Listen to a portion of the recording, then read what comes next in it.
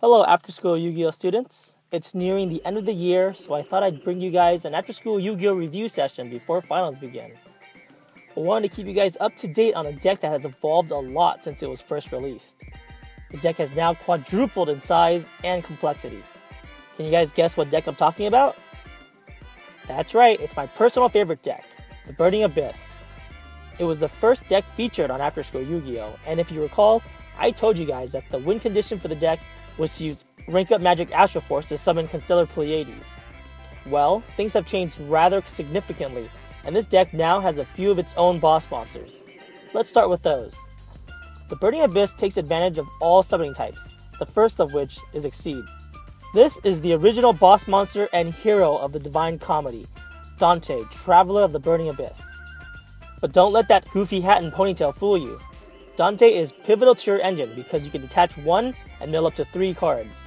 That means you can trigger up to 4 Burning Abyss monster effects if you mill your cards just right. Dante is also the ultimate floater of the deck. When he's sent to the grave, you can add a Burning Abyss card from your grave to hand.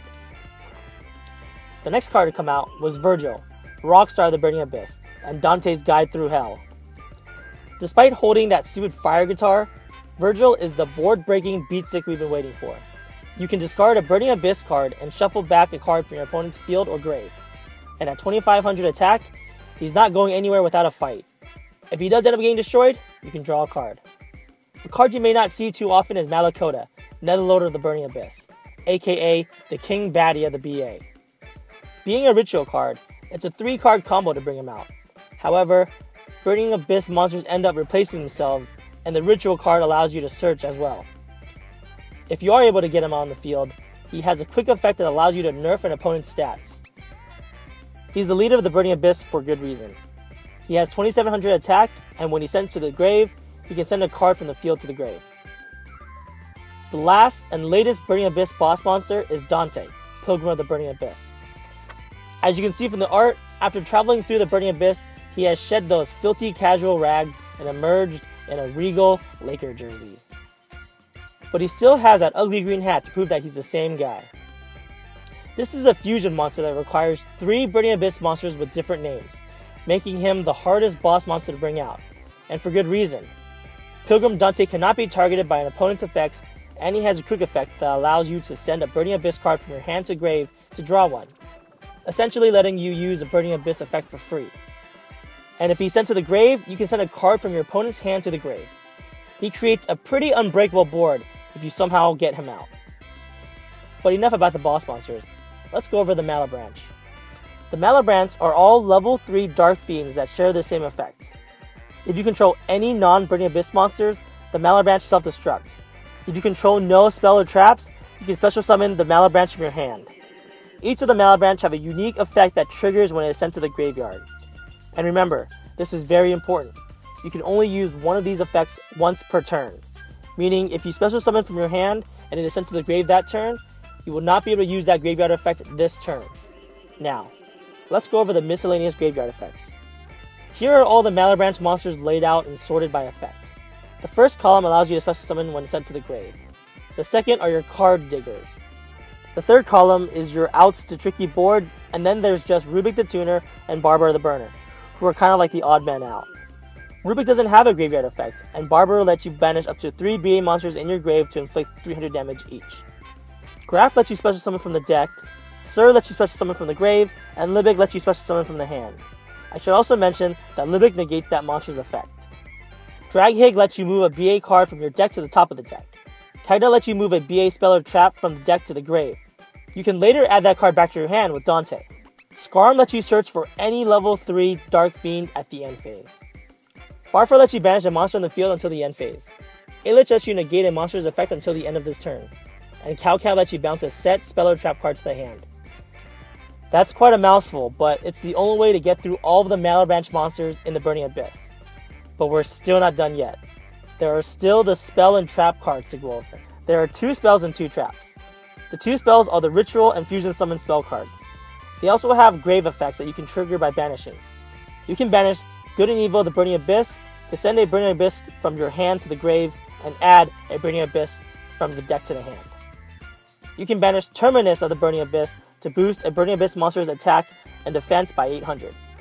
If you look closely at the artwork, you can see Beatrice reaching out to Dante from the heavens, while Virgil is chilling at the corner in the friend zone.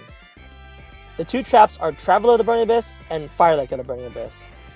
Traveler lets you special summon any BA monster sent to the grave this turn, and Firelake lets you send 2 BA monsters from the field to the grave to pop 3 cards in the field. So Firelake blows up the field, and Traveler lets you bring them all back. And if the Burning Abyss deck wasn't big enough already, there are also a few cards that have so much synergy with the deck, they become staples. You probably won't see a Burning Abyss deck out there that won't be running a combination of these cards.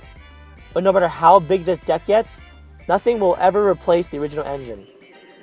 It is a mainstay on how the deck is played, and it wouldn't be a Burning Abyss deck without them. Here's a quick refresher on how the ultimate float loop works. As long as you have any one of these cards in the deck, you are probably safe from the OTK, and you will have a follow-up play next turn. And as long as you have the Sir Dante loop going, you can stall for days until you draw into your out. Okay, so I've been chatting on and on about how great the BA engine is, but I'm sure you guys are dying to hear how to extinguish the eternal flame of the Burning Abyss. Well, as powerful as this deck may sound, it is actually more fragile than you would think. That's because they rely too heavily on their grave effects to keep their engine going. You can easily annihilate their field with Flying Seeker or Geometrio, shut out their grave with Shadow Imprisoning Mirror, Soul Drain, Macrocosmos, and Dimensional Fissure, or break their loop altogether with Vanity's Emptiness. No matter what deck you're playing, you can easily cite any combination of these cards and put a stop to the Burning Abyss. To wrap up this review session on Burning Abyss, I just want to say that this deck is very versatile. There are lots of different strategies for this deck. You can go on the offense with an OTK, hide behind traps and control, or simply float and stall until you draw into your key combo cards. After all, this deck is highly flammable. The most common first turn play should begin with summoning Dante and getting the engine going. Dante and Sir can keep that float burning for about 9 turns, but don't be discouraged. This deck may be powerful in game 1, but you can easily side in answers that will disrupt their engine and leave them fighting for air. Finally, BA may be complex, but it is only as complicated as the duelist. Good duelists will be able to take advantage of the virtually endless resources, while bad duelists will be scratching their heads wondering how they already ran out of all their serves. Burning Abyss will test your patience and your endurance, but if you can make it through the heat, you will find that there is an end to the Burning Abyss. Thanks for tuning in to this review session of the Burning Abyss. I hope you all do well with finals. Finish strong so you have more time this summer to practice and learn with After-School YuGiOh.